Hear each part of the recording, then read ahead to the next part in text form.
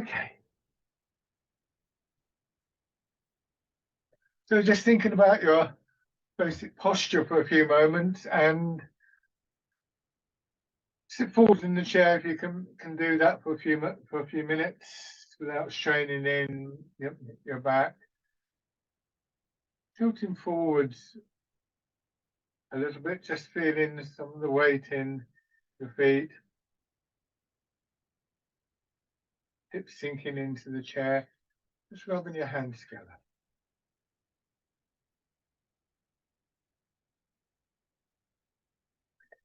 Tapping over your face.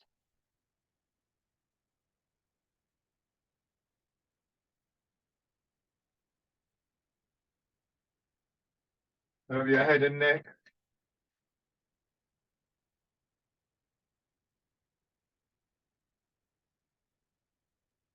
Down to one shoulder, your arm.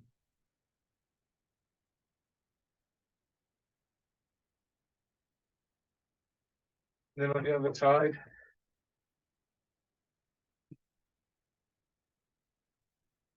Upper part of your chest.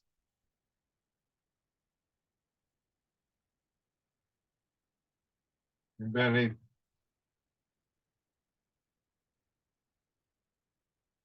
And then your legs.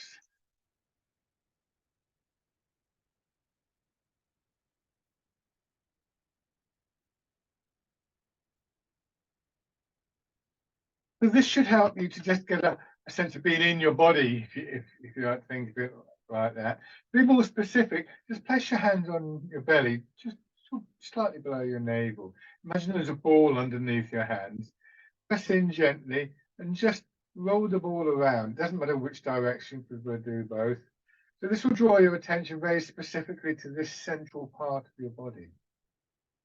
And it will also physically start to just move that area, and it will get the muscles and the nerves working a little. And this is obviously a key part of the whole process of Tai Chi. This is really literally central to what we do. Go back the other direction, and I think it's more subtle, this movement in the center of the body. When we're in the chair, it's a little bit more difficult to do properly. And if you keep your hands there and just turn, you can see my hands are moving, but I very quickly start to straighten. I don't have quite the same range of movement as when I'm standing.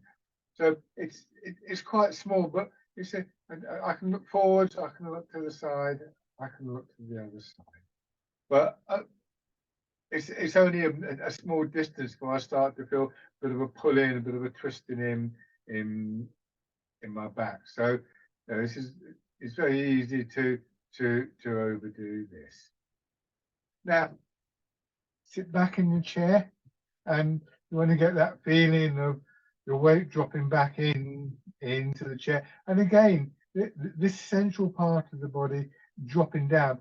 Mostly, your buttocks will be on the chair, but probably not your lower back. So again, it's just be aware of the space below your hips. That won't be clear when you're sitting upright, but when you're standing, once again, it's as though you're going to allow your hips just to drop into that space. Take a couple of slow, gentle breaths. Don't ignore the upper part of your body, but in general, we are more aware of the upper part of our body, of the front of our body, and specifically of our hands, because we use them so much. And as we've evolved as human beings, these have become increasingly more dominant. So it's not that we don't want to bring our arms into the movement. It's not that we're trying to ignore them, but we don't have to focus on them quite so much. This resets the balance a little bit.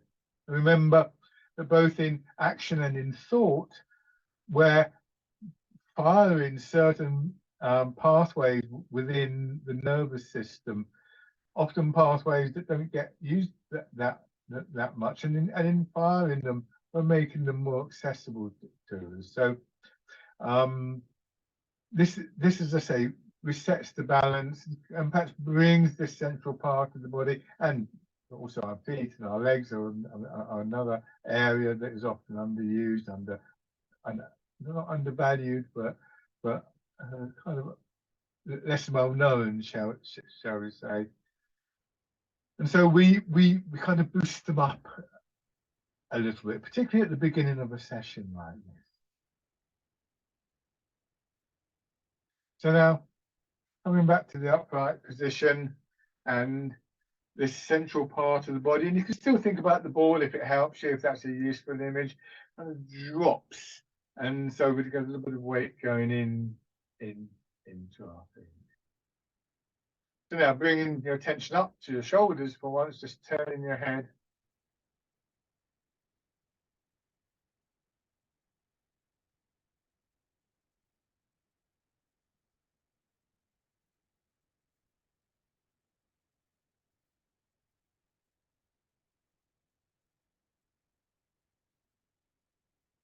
So we want to feel that those connections are always there. And we start off with an awareness of a purely mechanical connection.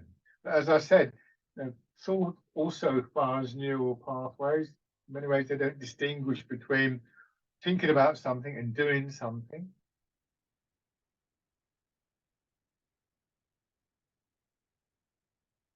And then your shoulders. So what we're doing at the moment is, in a sense, moving individual parts of the body. And the main focus of our attention is there. However, with this exercise, we can begin to engage that central part of the body and the movement of our weight.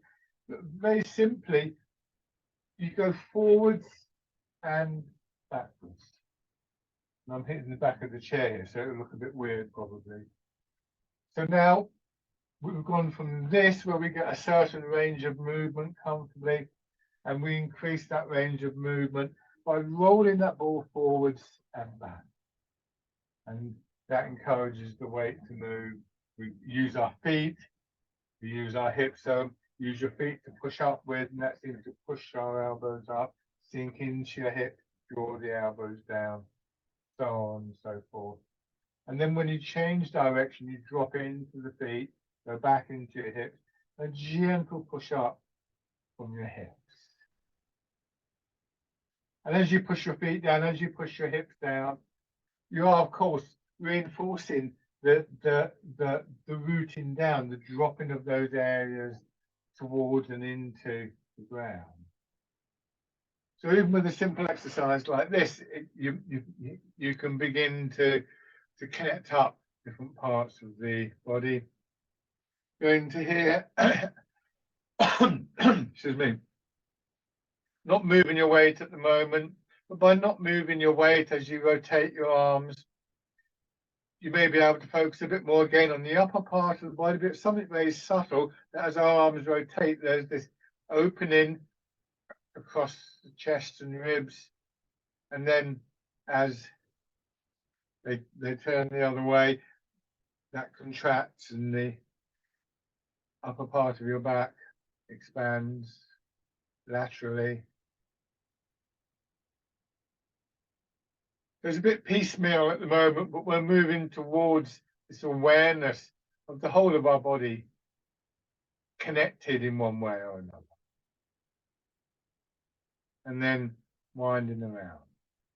And those connections are obviously through muscle, bone, tendon, ligament, but also through things like the fascia, the muscle skin that runs as a continual layer underneath our actual skin. And maybe even a sense of the movement as well, almost like water in a bowl. You put your hand at one end of the bowl, move the water, the vibration moves the other side of the bowl or something like that. Go back the other way. So the awareness of connection becomes increasingly more subtle, more nuanced, and more multi-layered. It's not just one thing as we improve our awareness of this. So now just working on this rolling movement forwards. So a good starting point here, and it's not just a starting point, but it really is the foundation for everything. So it's not that it ceases to be important. It's just to feel the weight sinks down, and because you've sunk down, there's a bit of a response from your hips and lower back. Same thing as you go into your legs. And then you just feel if there were a ball there, that little bit of a push would roll the ball. So it wouldn't so much go up in the way that I just described, as it would, you know, if you have a ball and you put your hand underneath it, it's on the ground, and you lift your hand up just to touch the ball lightly, it will roll forwards or backwards. It will roll away from the push. Unless your hand was right underneath, it wouldn't go up. So if your hand was just on the edge. So again, we can integrate these ideas. As always, you know, don't chase after an idea, but if it makes some kind of sense, use it. We use different models, different frameworks to help us to understand the mood. Now rotating the center of your body horizontally to change the direction, more of your weight going in to the foot that you're looking towards. So broadly speaking, that ball could rotate vertically, left to right, vertically, forwards and backwards, and horizontally. So turn horizontally now towards the other side. In practice, most of the movements, and especially when we get to something like Park the Wild Horses Mane, are combinations of those circles. So the image of the ball perhaps ceases to be terribly helpful at that point. And again, we don't want to get so caught up in a particular image, a particular idea, that it removes us from the actual physical experience of the movement and circling around. But one image I sometimes have, you know, Russian dolls, you get one doll inside another and they get smaller and smaller. You can imagine that with a series of balls. Then you could imagine almost a series of balls, all capable of independent rotation in one way. Go back the other way. And you'll see when this movement starts to become smoother, there's elements of all three of those planes of movement.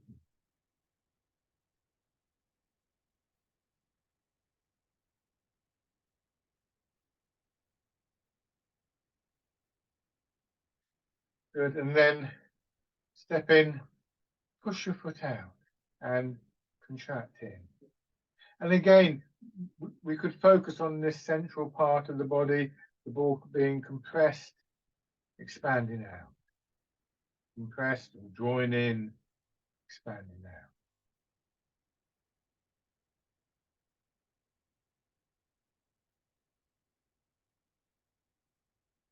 And on the other side.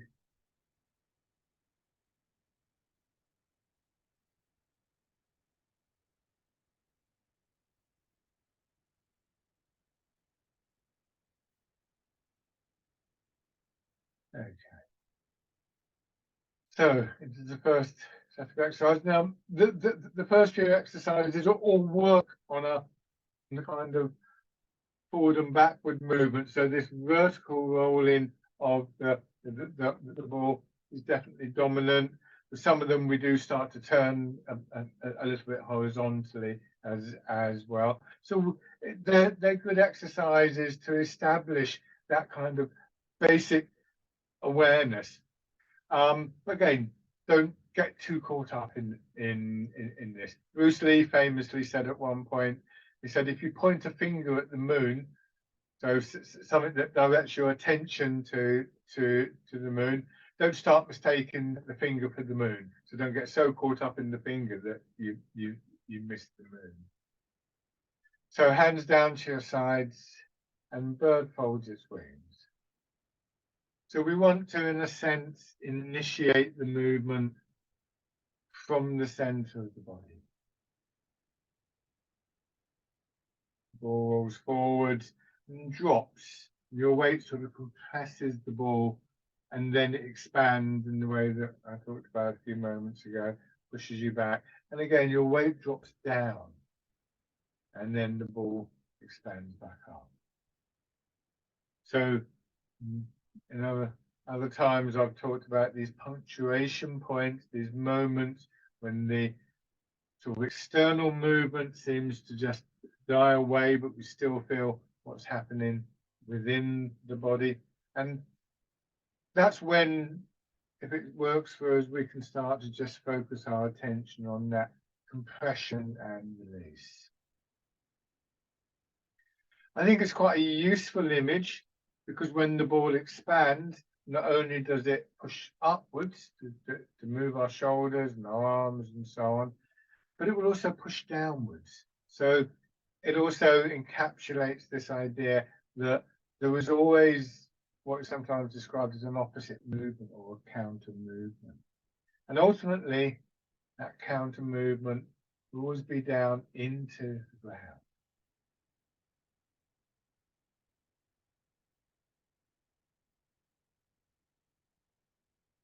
So this stabilizes our whole structure because in effect, no movement can be made without there being some kind of deepening of that root, that connection to the ground, to hips and buttocks, the feet.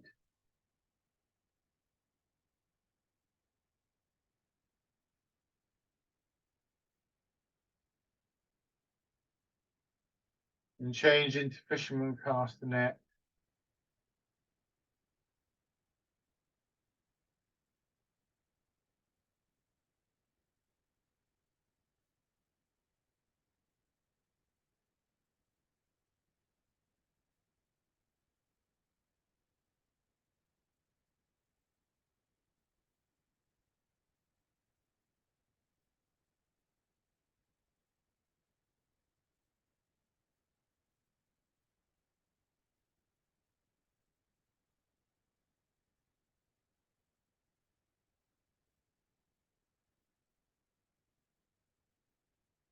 And then imagine the ball in front of you underneath your arms, moving the ball in towards yourself.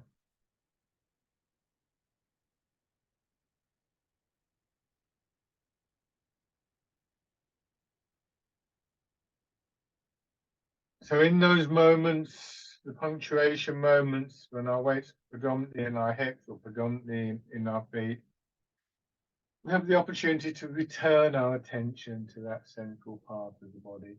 That becomes part of the overall dynamic, the overall rhythm of practice.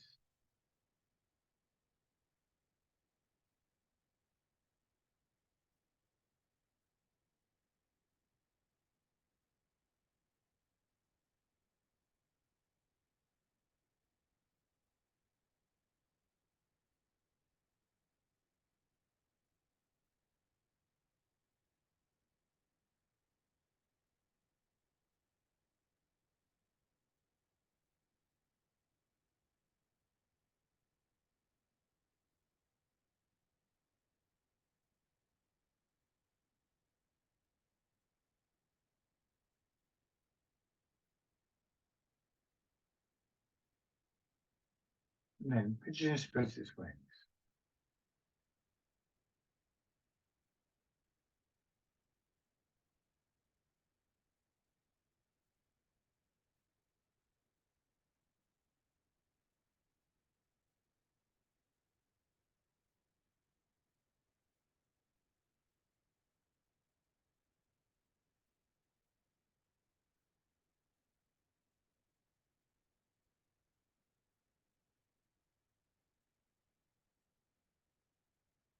One more time.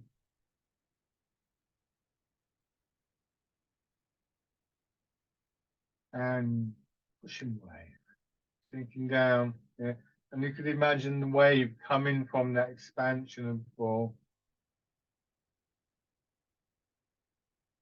So the basic formula for this first, what I sometimes think of as the horizontal movements, is very simple. It always follows that same patterning of the ball and the expansion and the contraction.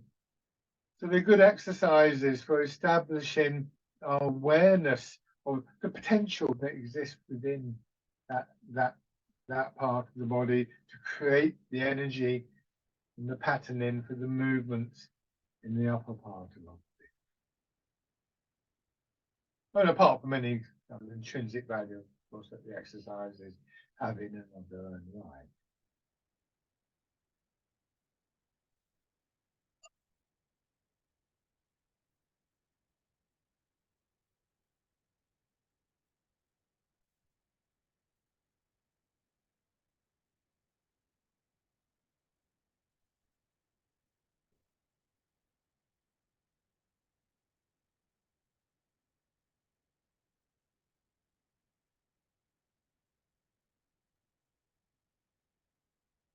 One more time.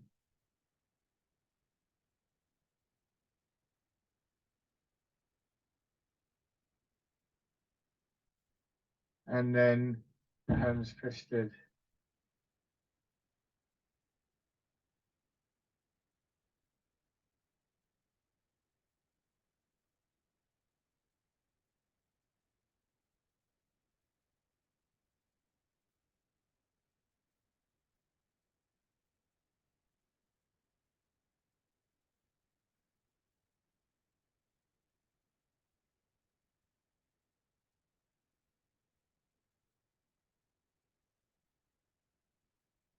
Open your fist. See if you can rotate your arms out a little bit more. Winding down.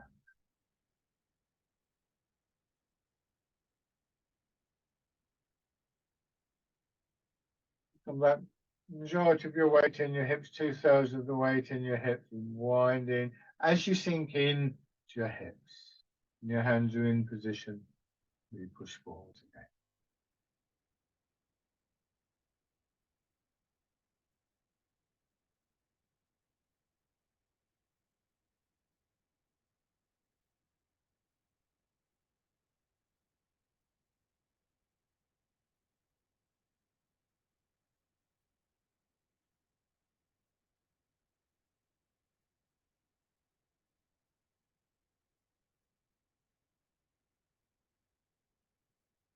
Okay.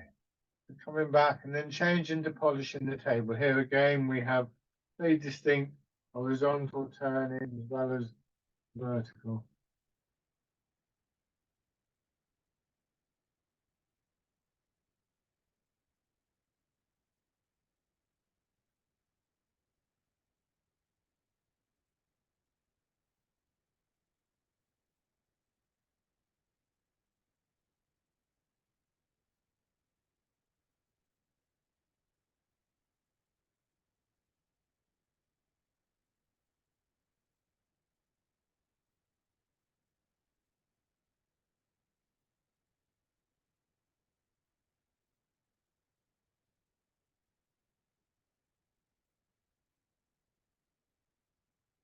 One more time in each direction.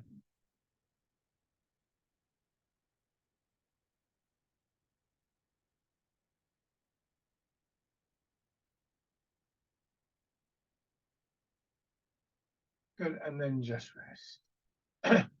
So the next set of exercises where the arms move more vertically, then we could use that image of the ball sinking down and pushing up. And in that case, what you would want is to feel that the ball is about there, so that both your legs and your hips are involved. Or we could just move away from that image and think in terms of, well, when I sink down here, I get pushed forwards. When I sink down in my legs, I get pushed back. And if I can sink down in both, then the two directions of push will actually arise together like two waves coming up and meeting in the middle to produce the upward movement. They are only models. So whichever one is most likely to work for you. The whole idea being, once again, to deflect some of our attention from our arms and our hands, to continually find ways to re-engage other parts of the body for this very distinctive fluid quality that comes from the connection. So hands in front of your belly, cradling the ball, expanding, and contracting, pressing the ball down.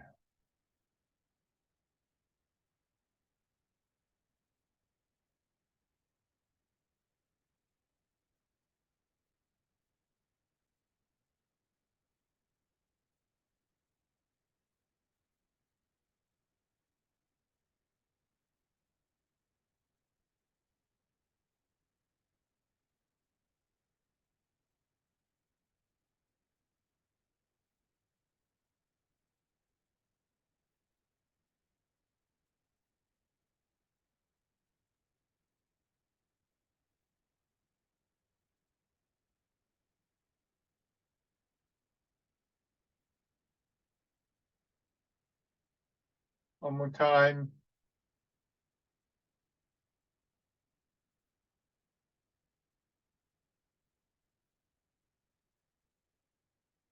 Change to the wild goose.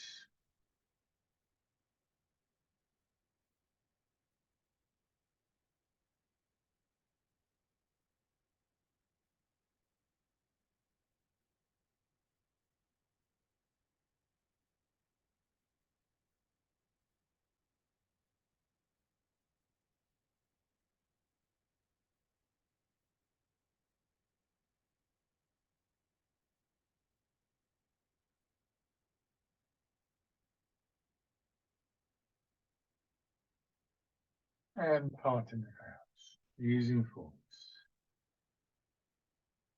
Back into your hips, pushing up.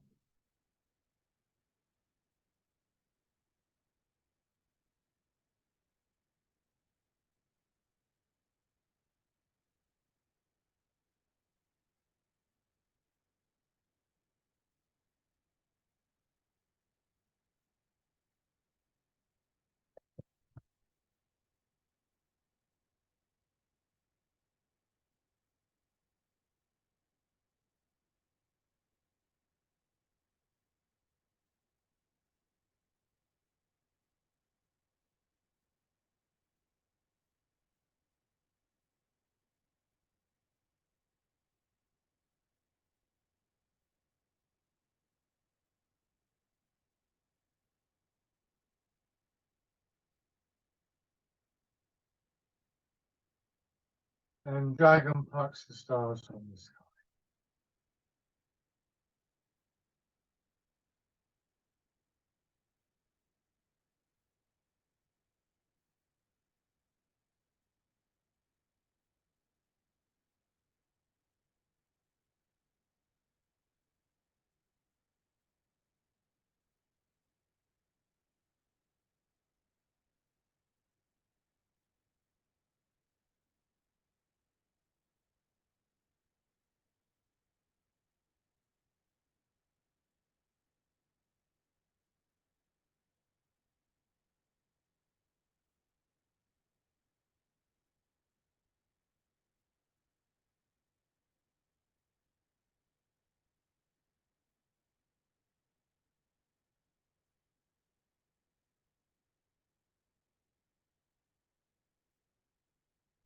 Bringing both your hands around in the front of part of your body, pushing up.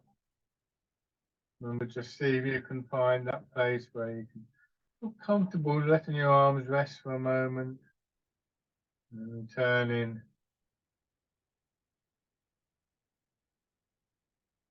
Push out. So those punctuation marks give us a little bit of space for paying attention.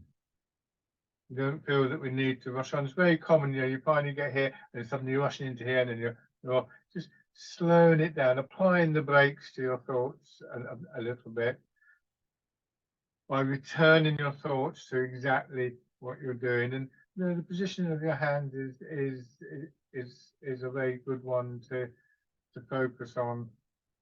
You want to feel that you can arrive at a position where The weight of your arms is flowing down through your back into the chair. And perhaps even trickier here as you push our elbows drop down.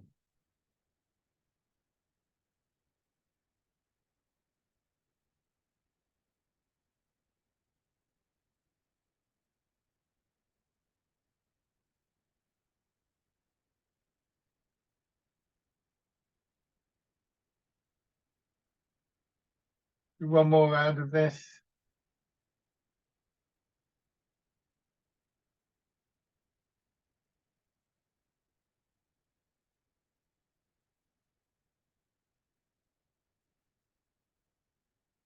And then one foot out, scooping the sea, and looking at the sky.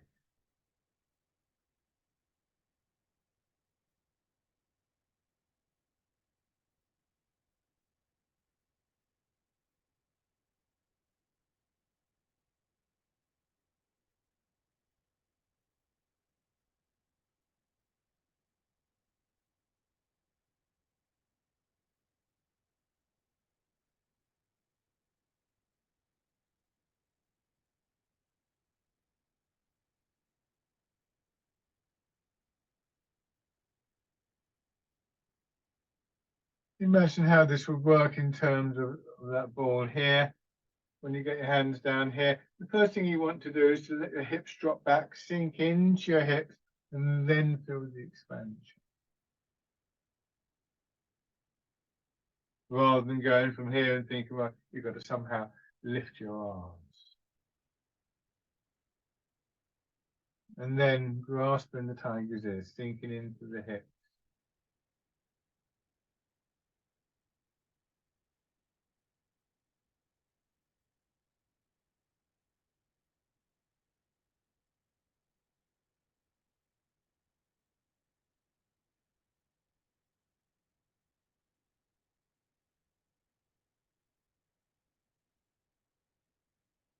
One more.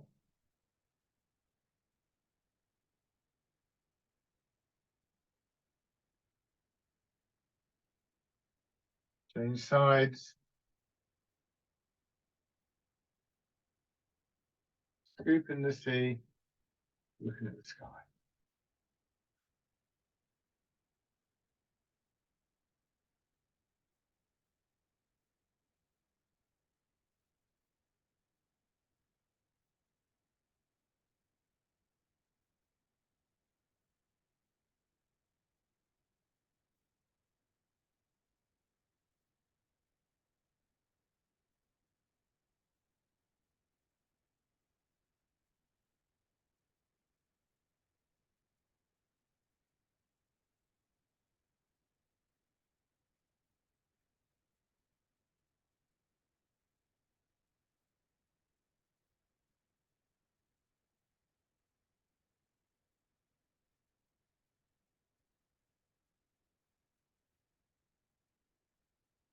Changing.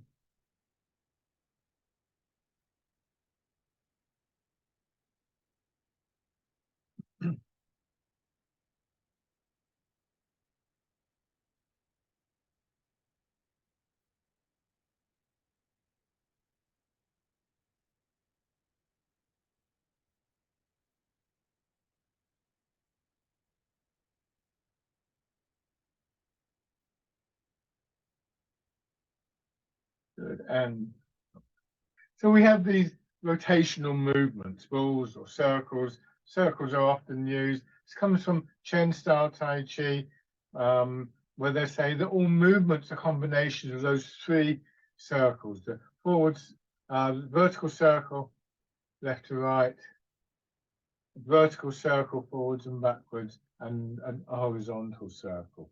When they're combined, those flat circles become three-dimensional, become spirals in effect. So going into part of the wild horse's mane, and we see here there's a certain amount of horizontal movement, there's a certain amount of vertical movement that could be either across the body and combined with that front to back. So once again, it may be at this point that you just leave behind those images. They're useful images to help mind and body develop basic ingredients of a movement. But at this point, those ingredients are starting to blend. It's like preparing a meal, chopping up all the ingredients, and then putting them in the pan to cook. Well, you may find that sort of like an awareness of those circles is still useful to you. It can vary from time to time. You weight back into your right hip, and without the arms, first of all, you start to roll, but you turn horizontally. So you've got the vertical and the horizontal, and that takes you to here.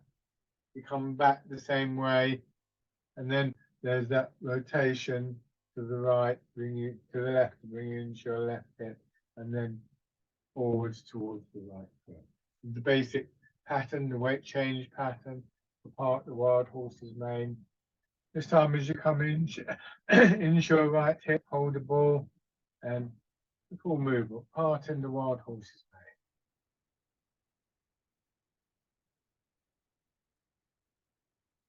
So these images, these models, frameworks can be there in the back of your mind, not losing them because they are very useful, but not getting stuck in them, just allowing the movement to, in a sense, grow out of them. Into your left hip, forwards into your right hip. So that internal dynamic that's generated can help to move your arms in a better way because the energy is already there to move your arms, purely concerned in a sense with the shape of the movement, with giving it a shape and expression to those movements building up within your body.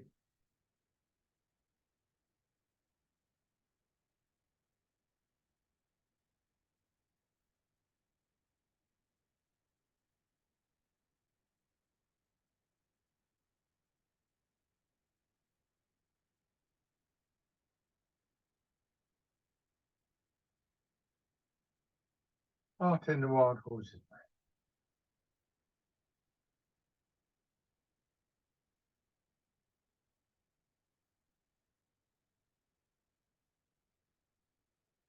One more on each side.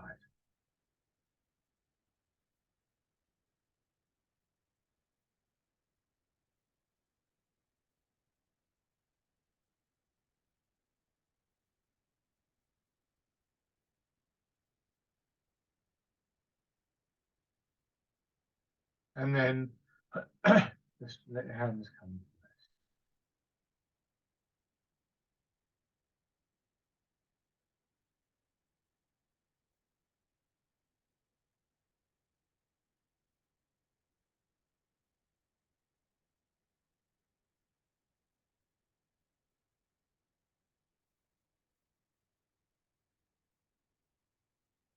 Again, rubbing your hands together. And then tapping over your face.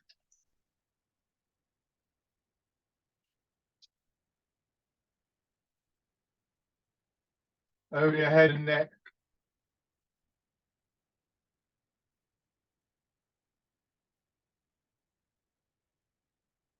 Shoulder and arm.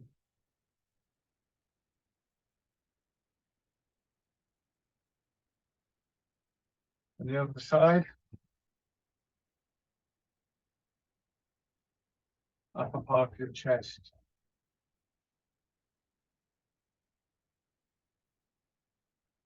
Your belly.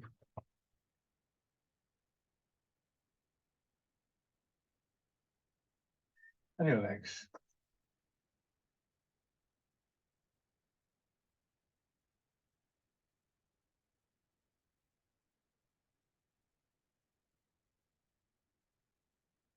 Chin your heels up.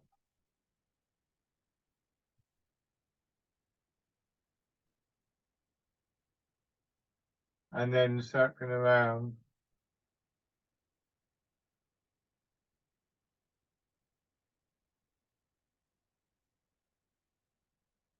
Back the other way.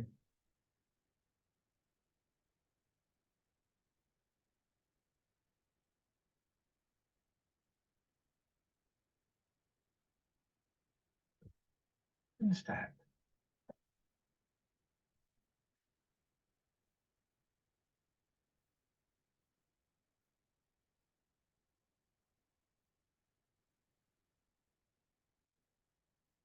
Okay, so feet are hip width apart. And in the standing particularly, I sometimes have this sort of impression that I'm straddling the ball. If you imagine these big blue balls you get in gyms, and you know, if you're straddling one and you could kind of bounce up and down on one. Again, these images are only useful when they're useful. Um, they're not meant to be accurate impressions of movement. They're not accurate descriptions of the movement.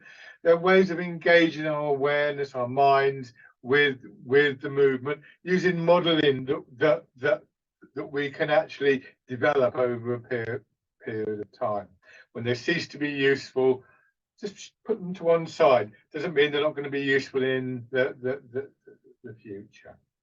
So weight a little bit forwards, hips dropping back, sinking down, and if you can, be careful with your knees.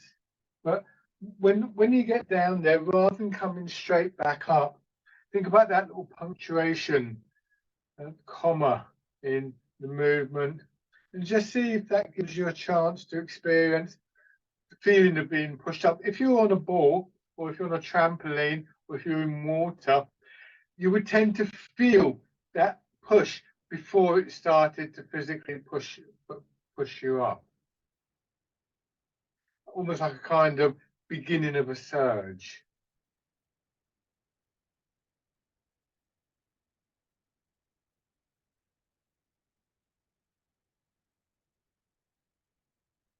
Bring your hands around, so cradling the ball and pushing up. And sinking. Do the little sequence of 3, so that while you're waiting to feel the push up, you're rearranging your hands, ready to express the movement.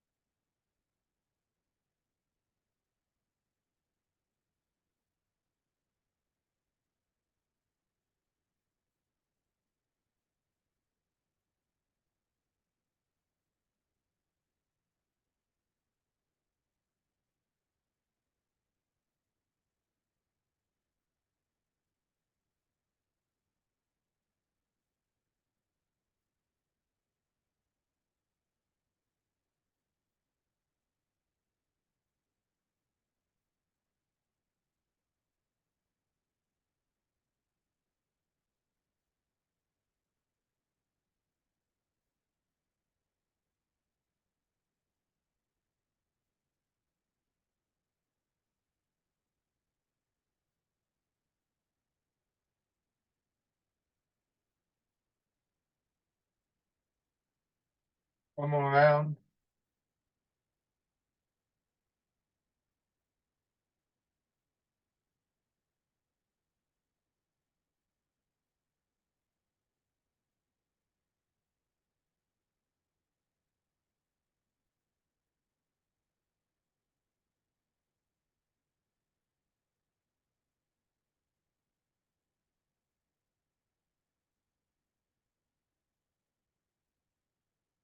Good.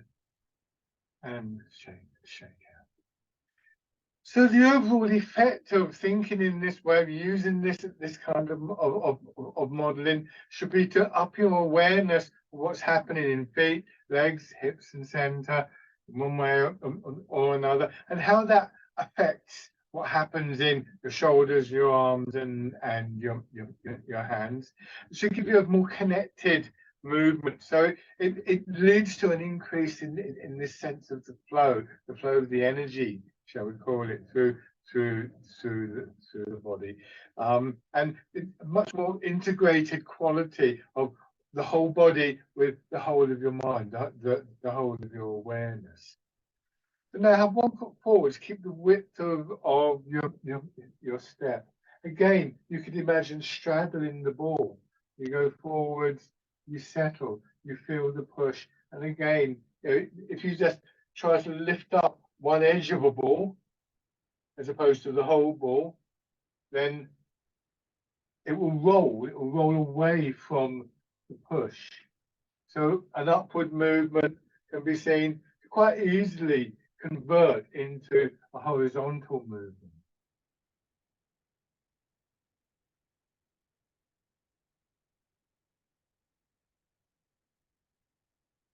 We have the potential, of course, to turn horizontally as well in this stance. We generally don't. This basic exercise doesn't really get any more complicated than this, and I think that's a good thing. But we know that in some of the movements we will turn in one direction or another, sinking back and just raising your toes. You turn the front foot out, push your knee forwards, raise your back heel.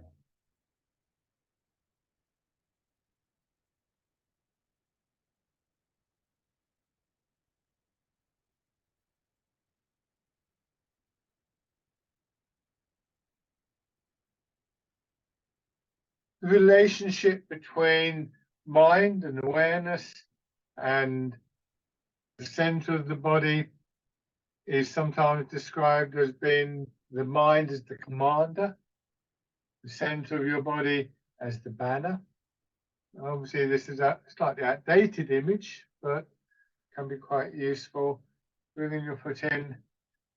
You know, the image I always have is of the commander of the army, the general, up on a hill, looking out over the whole scene, and then sending orders to the banner, and the banner then moves, and the rest of the army follows the banner, and then the banner might send a message back to the commander: no, we can't go this way for one reason or another, and so it changes again. So we get this kind of interactive quality between what we think of as mind. We generally think of that as being located in our head, and this central part of the body.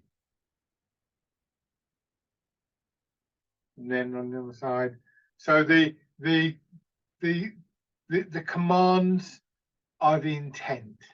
The intent is to, for instance, move forwards, and your center enacts that intent by sinking down. You feel the compression, whatever model works for you, and then when the surge comes, it's directed through the center.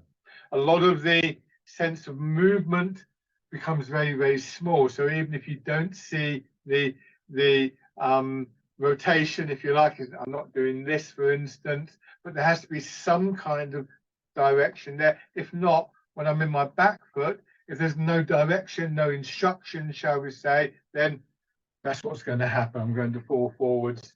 It's going to be completely random. So the intent now comes in to the whole picture. Raising your toes and your heel. Fortunately, by using this kind of imagery, this kind of modeling, we really do cultivate these links between mind and body. A lot of those links are through the nervous system, but by no means all. And so gradually the responsiveness in our body to our intent and vice versa becomes much clearer. And then stepping in. And much more subtle as well. And something that will tend to move with us out of the actual practice of Tai Chi, hopefully into our daily lives. In particular, bringing your attention to the center of your body, your feet and the ground, as a way of quieting your attention, just getting that little bit of space in your awareness, just for a moment. Again, it's that punctuation point. Now step through. And that's a great gift, I think.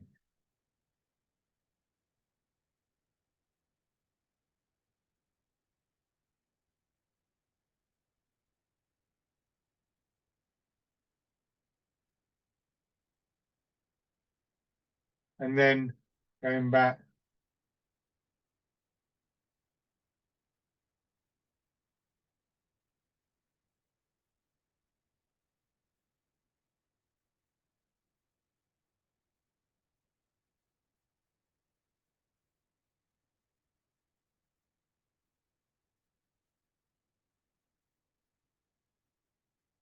Good, and shake out.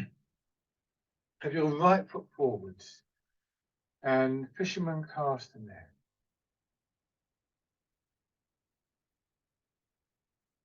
Here the direction of the movement. I mean, there is a little bit of movement across, of course, as I just demonstrated. If there wasn't, I'd go tumbling forwards. But the overall movement of the body is forwards and backwards. And that's the direction of the swing in your arms.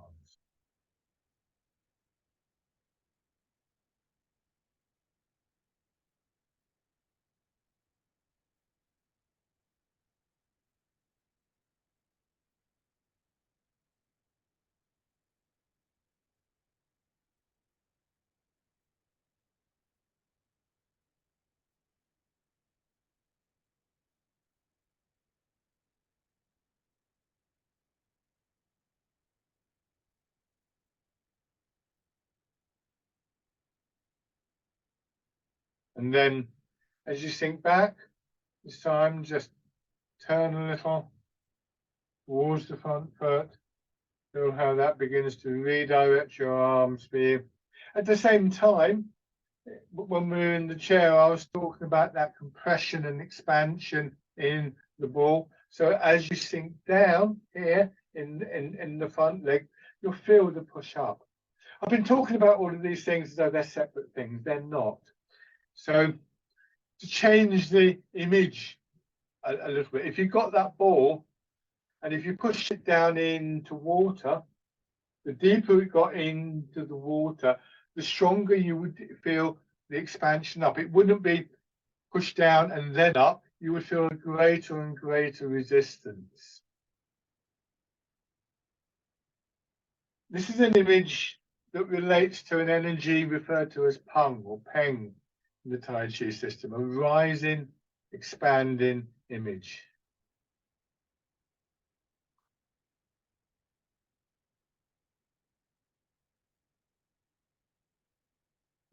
And then change over. So Peng is arguably the major yang energy in Tai Chi. Then fisherman casting net on the other side. Its partner energy is the downward movement, and that comes through the yielding to the pull of gravity and all that's implied in that. So this is a dynamic that is constantly working in our body. Gravity is always there, and unless we've just kind of collapsed in a puddle on the floor, which I hope nobody has, then the response, the upward expansive movement, is always going to be working there through our body.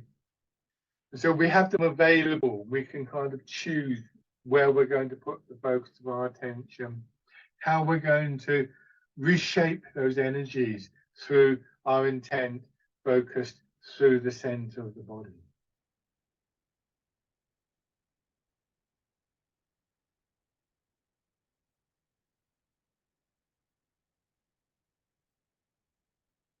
And then change into wind blows the willows.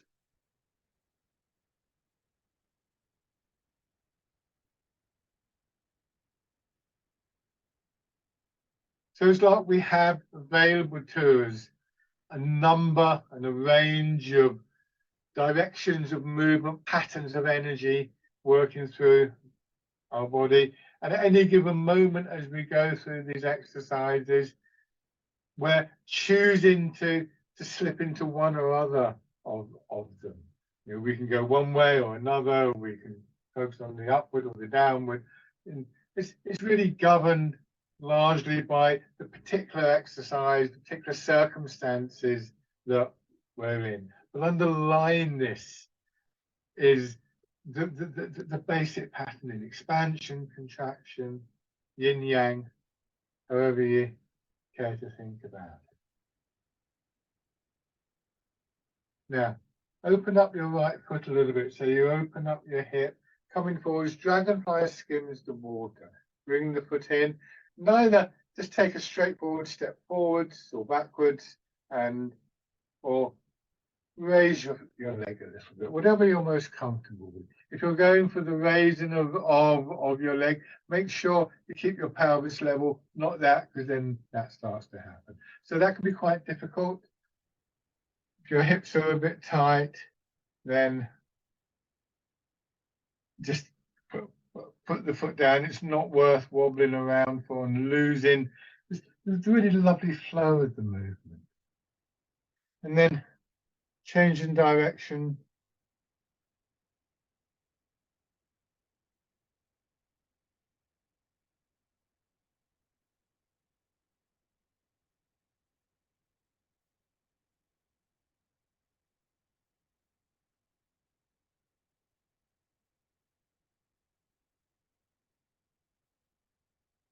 One more time.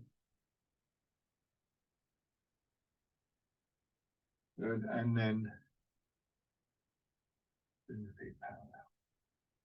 Go back to the chair.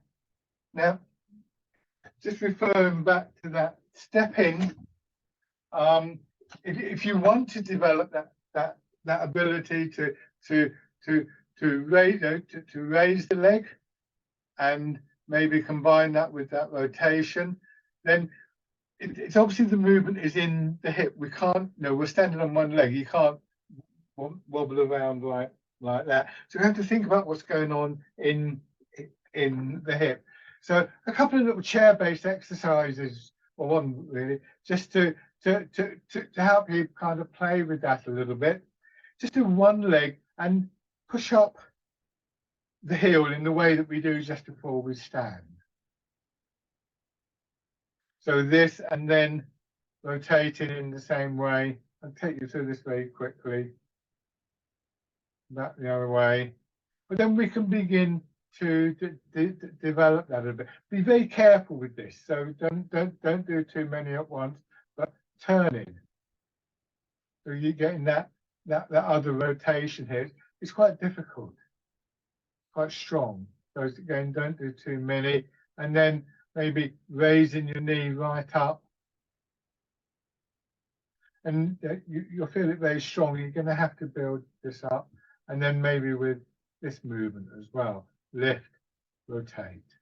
That the lift is also a rotation. So what we have here is actually a combination of a vertical rotation in our actual hip joint to raise the knee, and then so that's vertical front to back, referring back to the circle I said earlier, and then vertical left to right in front to give us that overall movement.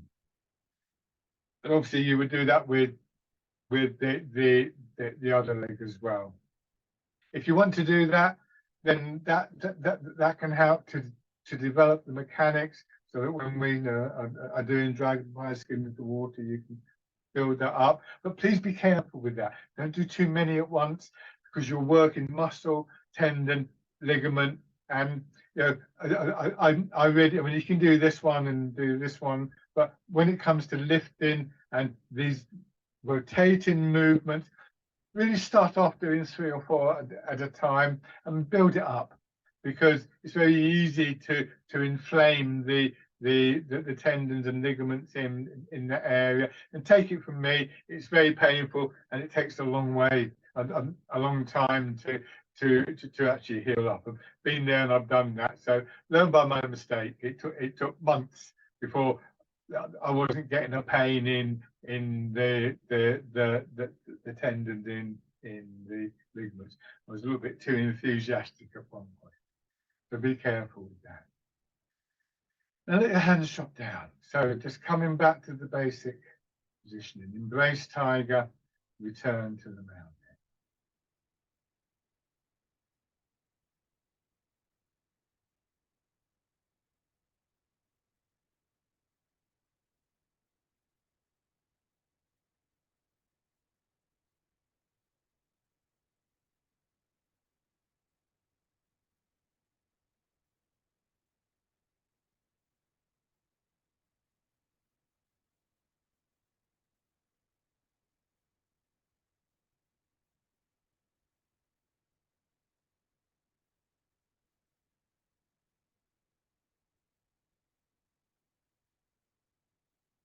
One more time.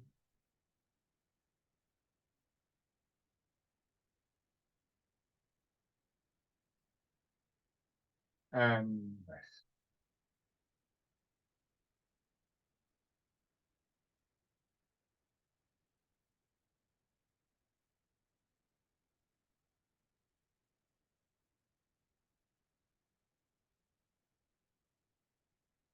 Lovely.